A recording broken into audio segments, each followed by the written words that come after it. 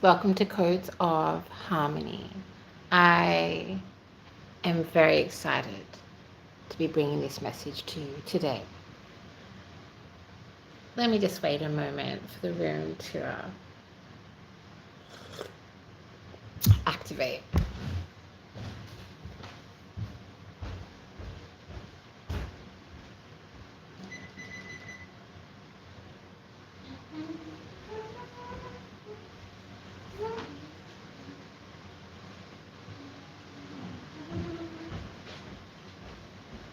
Wherever you are, I hope you're having a beautiful day, or a beautiful night, or a beautiful morning.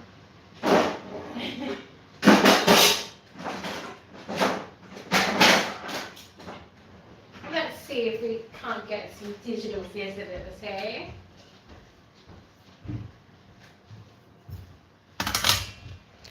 Okay. Still no visitors. Let's see if I can't be a bit more patient.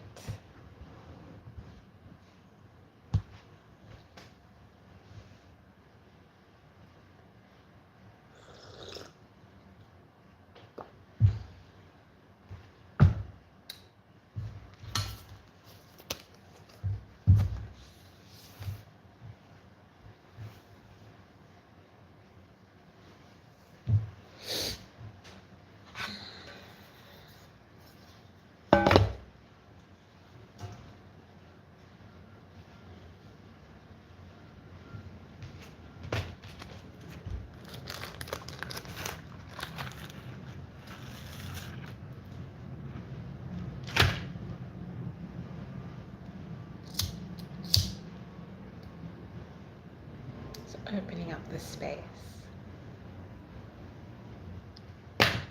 for this exciting channeled message to come through. That is about how SickiBabes become baddies. In this video, I'm going to be covering some of the things that I have observed, some of the things I've noticed, and some of the channeled messages that have to do with being sick, chronically ill, disabled, or a SickiBabe, as I sometimes say. Oh, hello, welcome on in. Welcome to Codes of Harmony. This is an exciting channeled message about how SickiBabes become baddies. You may have heard this term. What kind of distraction have we got here, hey? Un momento. Hey, what you barking at? Hey? What? Ah, so much bark.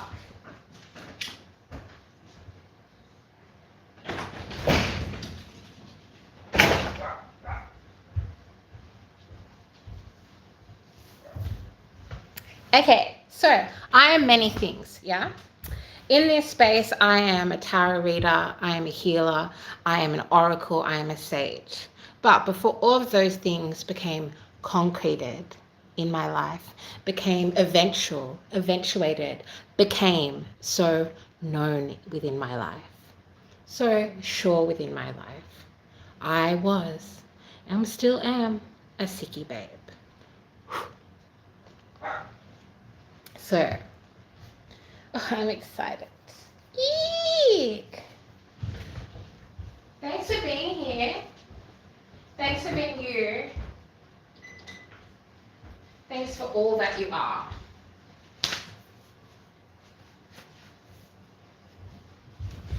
Oh, 3. That's such a good number. 3s have been coming through a lot, actually, lately in the channeling. Oh, 6. Abracadabra. Okay, so being a SickiBabe. I have a headache. Let's see how I go without my special magic lenses. Being a SickiBabe. Let me just get straight to it. It makes you a fucking baddie. Being a SickiBabe teaches you things and shows you things and sharpens you like a knife, like an axe, like a sword. Being a SickiBabe makes you so fucking tough and so strong and so resilient. Yes, it also makes you tired. Yes, it also makes you a little bit annoyed. grumpy, grizzly at the world sometimes. But most of all, the most important thing that I would like you to take away from this video is SickiBabes are badasses, baddies, bad bitches, boss bitches, any of those kinds of terms. And it is because when you've had a near-death experience, when you have been laying in a hospital bed, having your autonomy, having your body, having your very person be dehumanized in order to keep you alive, you come out with a completely different set of skills. You come out with a completely different zest for life. You come out with an understanding of what is death, what is life, what it means to survive, what it means to thrive, what it means to dance between the realms. I'm not talking about meditation. I'm not talking about channeling. Although having said that, that is also part of what makes you such a baddie, right? Once you've been a SickiBabe. Particularly if it's an ongoing condition. Although obviously there is things like PTSD that comes from having an experience of being incredibly ill. Some people won't go into hospitals after they've had this experience. Oh, I'm so excited. It's like I have these channels just like ready to go. I've got these messages ready to go, and I just wait for the mornings, for the days, for the moments, for the crossroads in collective ascension where Spirit says, now's the time to talk on this. And I'm just so happy that it's come, that this is the moment to really just say, you had no idea. You had no fucking idea. And part of the secret weapon of being, as well as secret healing power, of being, having lived and had the lived experience of a chronically ill person, is that the systems, the structures, the programming that is set up in this world is almost all created by able-bodied people. Yeah, that's what I said. So the programmers, able-bodied people, the people who want to see themselves or put themselves in a master dominating position, usually able-bodied people. The CEOs of the world, able-bodied people. I think you get my point. And so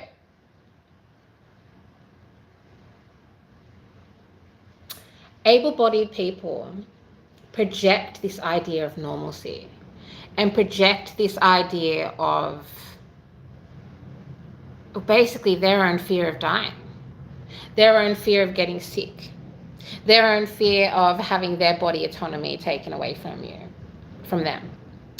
And when that's something that you have experienced, when that's something that you have experienced specifically due to a health reason, specifically due to some kind of threat to your life, to your heart continuing to beat, to your lungs continuing to draw air, to your eyes opening the next day, to you being able to speak to, think of, embrace another loved one, for you to be able to get up and get out of the hospital bed, which I can tell you is not just a science. It is not just a matter of how many drugs you get, what doctors you have, what nurses you have, how well the treatment goes, how much the chemo takes hold. It is a choice. I'm telling you right now, and I can say this from the experience of a very chronically ill person, that every single moment since I got out of that hospital bed, I have appreciated. Every single moment I have been disguised as a little sweetheart, as somebody who is a little bit quirky, is a little bit colorful, a little bit different. And all the while, I constantly have this experience. And if you're resonating with this video, if you're connecting with this video, you will also share this experience, or you will know what I'm talking about, of people assuming how strong you are, assuming how smart you are, assuming how powerful you are, how resilient you are, how tough you are, based on their able-bodied assumptions of normalcy.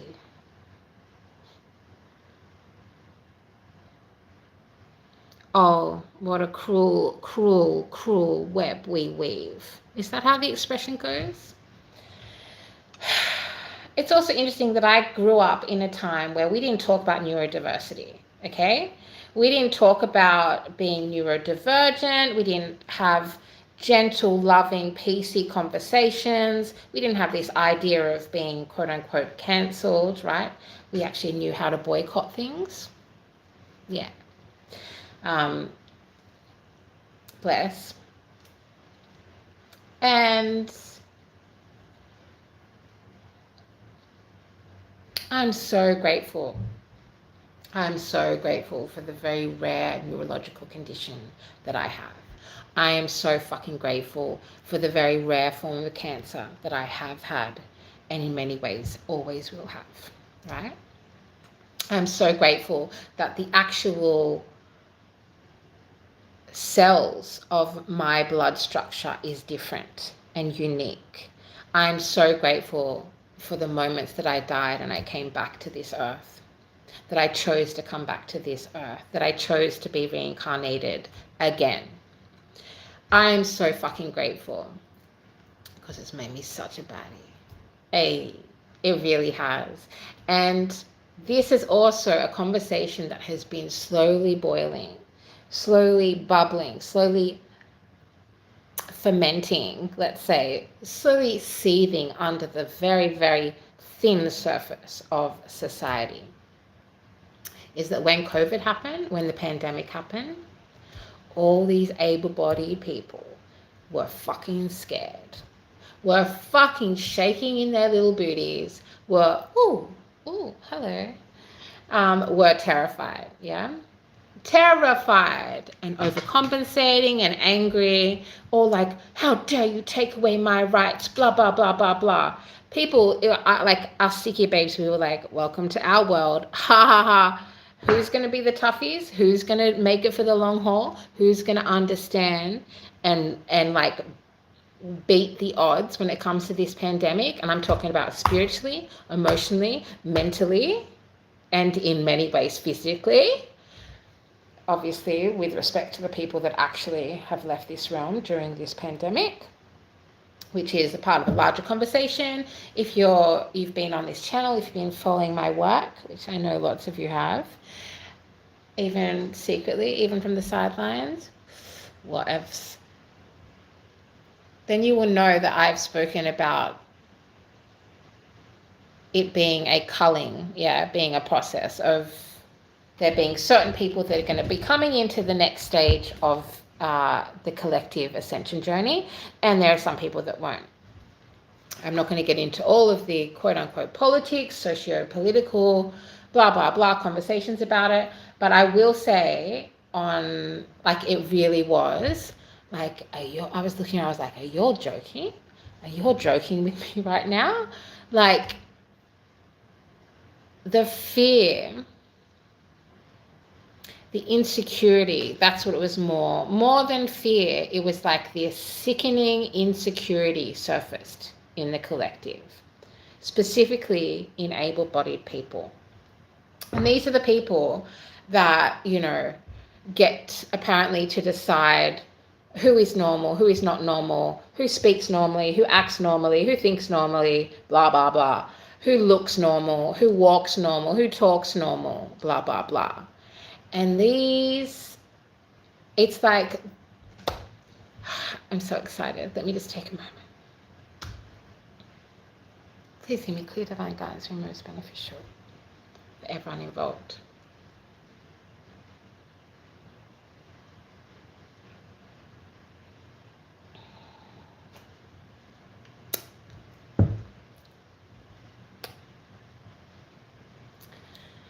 So when you've died and you come back, or when you've had a near-death experience, you appreciate life a whole lot more. And you understand the frailty of your human form. You understand and you have deeper ponderings, deeper conceptual conversations, deeper self